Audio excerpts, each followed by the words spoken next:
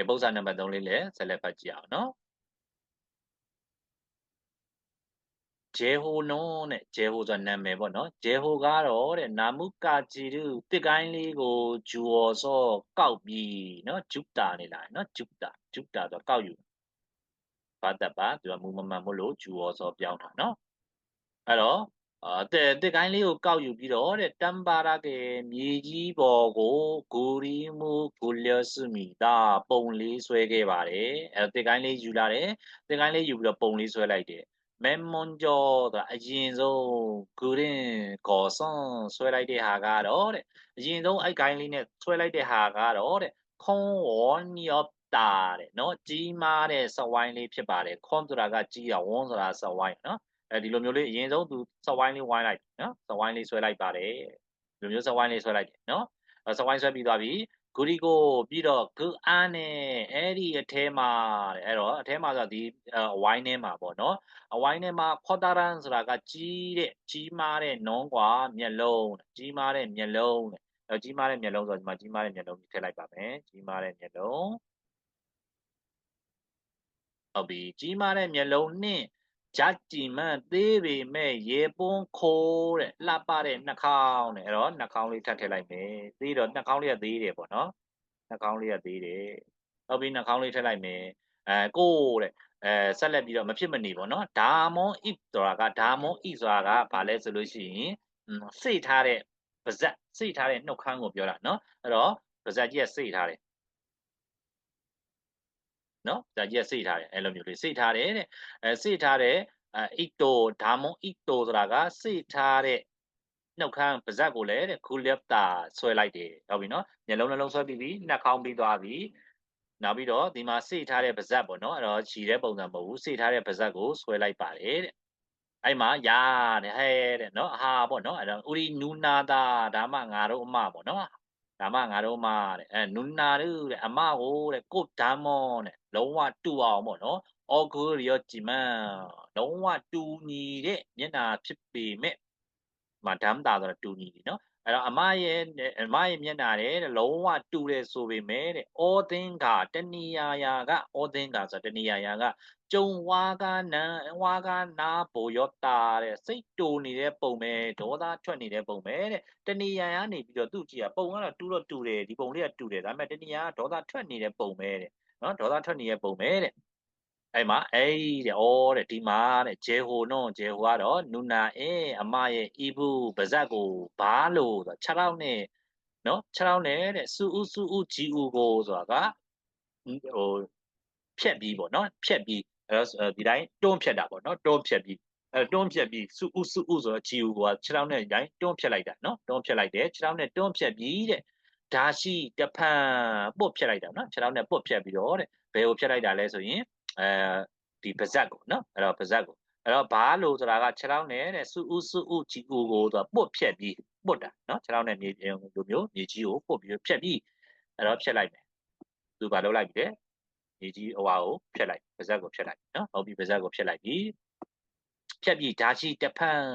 ဝါကြဥကိုအီနောတဲ့ဝါကြဥကိုအီနောဆိုတာကအာရပါရရေနေတဲ့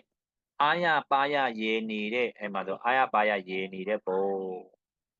အဲ့လိုမျိုးလေးပေါ့နော်ဟဲ့လားအာရပါရရေနေတဲ့ဤဟုပုံကိုဂူလျောနောအောစမီတာတဲ့ဂူလျောနောတာရေးဆွဲခဲ့ပါတယ်အာကာဂရင်းပိုဒါခုနပုံထက်ဤဝန်ဂရင်းပိုဒီပုံကိုတော့ပို့ပြီးတော့ဂျာဂူလျတာကိုစင်ကခက်တာတဲ့နော်အဲ့တော့ကောင်းကောင်းလေးဆွဲခဲ့တယ်လို့ထင်မိပါတယ်တဲ့သူထင်မြင်မိပါတယ်ခုနပုံကပါဇက်ကြီးပိတ်နေနော်ဟာလာဒါမွန်ဤဆိုတာပါဇက်ကြီးပိတ်နေစိတ်တူနေတဲ့ပုံပေါက်တယ်ပေါ့အဲ့ညမှာတခုတော့ပြင်ရမယ်ဩပါဇက်ကပဲပါဇက်ကနော်အဲ့ပါဇက်လေးကိုပြုံးအောင်လုပ်လိုက်မယ်ဆိုတာပြုံးအောင်လုပ်လိုက်တယ်ဂရီကိုပြီးတော့တဲ့ဟမ်ချန်တုံကအချင်းအကြာကြီးဂရီမှုပုံကြီးကိုတဲ့သူအဲ့ဒီပုံကြီးကိုပဲနော်နေလတာဘဝတ်တာတဲ့နော်စိုက်ကြည့်နေခဲ့ပါတယ်ဒါပြီနော်ကဲဒါစာပိုက်လေးကိုပြောသွားတဲ့ဟာဖြစ်ပါတယ်ကဲအဲ့တော့တိုက်ကြည့်အောင်ဂျေဟိုနုံတဲ့ဂျေဟိုကတော့နူနာအမရဲ့တဲ့အမရဲ့တဲ့ဤဘူးပါဇက်ကိုနော်တစ်ချက်လေးဆရာကပြန်ပြီးတော့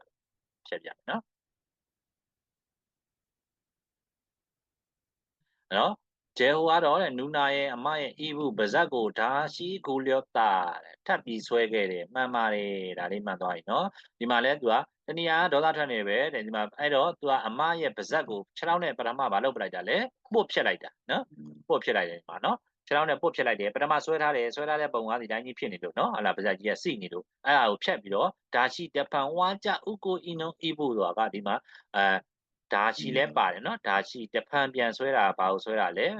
လုံးဝရေပြုံးနေတဲ့အာရပါရရေပြုံးနေတဲ့ဤပါဇက်ကိုသူပြန်ဆွဲခဲ့တယ်နော်အဲ့အတွက်မှန်သွားပါတယ်နောက်နံပါတ်2ဂျေဟိုနွန်ဂျေဟိုကတော့နုံကွာတဲ့နုံကွာ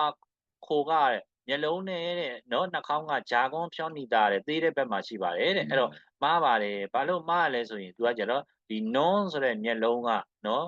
ဒီမှာခေါ်သားတန်းလို့ပါတယ်နော်ခေါ်သားတန်းဆိုကြီးတာနော်မျက်လုံးကကြီးတယ်ပြူးတယ်ပေါ့နော်မျက်လုံးဆိုမျက်လုံးကပြူးပြူးကြီးဆွဲခဲ့တယ်သေးတာမဟုတ်ပါဘူးဒီမှာကသေးတယ်လို့ပြောလို့မှားတာဖြစ်ပါတယ်နောက်ဂျေဟိုနွန်ဂျေဟိုကတော့တမ်ပါရကဲတဲ့မြေကျမ်းမြန်မာနူနာရဲ့ဤတို့မှုတဲ့နာမည်ကိုစောဘူအပ်တာတဲ့ရေးခဲ့တယ်နော်အဲ့တော့နာမည်ရေးတာမဟုတ်ပါဘူးသူကဂရီမူဂူလျောတာစာပိုက်ထဲမှာနော်မြေကြီးပေါ်မှာဂရီမူဂူလျောတာပုံကိုဆွဲခဲ့တာဖြစ်ပါတယ်အဲ့အတွက်နံပါတ်3လေးလည်းမှားပါတယ်နောက်နံပါတ်4ဂျေဟိုနုံတဲ့ဂျေဟိုကတော့တဲ့ချောမဲပထမဆုံးဂူရင်ဆွဲလိုက်တဲ့ဂရီမီပုံကတော့ပို့ပြီးတော့မောင်းမဲဒူရစတာတဲ့စိတ်တိုင်းကြခဲ့တယ်မှားပါတယ်ဒါလည်းနော်ဘာလို့လဲဆိုလို့ရှိရင်ပထမဆွဲတဲ့ပုံကဗဇက်ကြီးကသူကဒီတိုင်းကြီးဖြစ်နေတာဟုတ်နော်ဗဇက်ကြီးကဒီတိုင်းကြီးဖြစ်နေလို့မို့သူအဲ့ဗဇက်ကိုပြန်ပြင်လိုက်တယ်ပြင်လိုက်မှပဲသူကအဆင်ပြေသွားတယ်နော်အဲ့တော့ပြင်လိုက်တဲ့ပုံပဲအဲ့တော့အာကဂရင်းဘောဒါခုနဆွဲလိုက်တဲ့ပုံနဲ့ even green မို့ဒီပုံကိုတော့ပို့ပြီးတော့ဂျာဂရီယတာကိုစဉ်းစားခက်တာပို့ပြီးတော့ဆွဲနိုင်ခဲ့တယ်ကောင်းကောင်းလေးဆွဲနိုင်ခဲ့တယ်လို့သူကထင်မြင်မိပါတယ်ဆိုပြီးတော့ပြောသွားတာဖြစ်ပါတယ်အဲ့အတွက်အဖြေမှန်လေးကနံပါတ်1ဖြစ်ပါတယ်ခင်ဗျာရမယ်နော်ဒါဆိုဒီပု္ပ္ပစာလေးပဲရမယ်နော်ကဲနောက်တစ်ပုဒ်ဆက်သွားရအောင်နောက်ပု္ပ္ပစာနံပါတ်4ပု္ပ္ပစာနံပါတ်4ကဘယ်မှာလဲ Oticus နော်ကောဟုတ်သွားနော်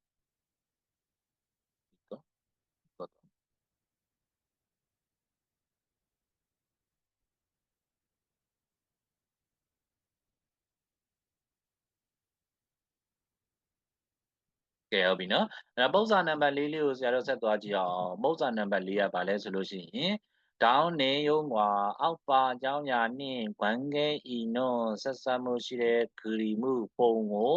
ဂိုရုရှိရှိကိုရွေးချယ်ပါတဲ့အဲ့တော့ဆက်ဆံမှုရှိတဲ့ပုံလေးကိုရွေးချယ်ပေးရမှာဖြစ်ပါတယ်နော်အဲ့တော့ဒူကော့ဒီမှာဒူကော့နော်ဒူကော့ဆိုတာကထန်းစဉ်မတဲ့စင်လို့ပြောတာနော်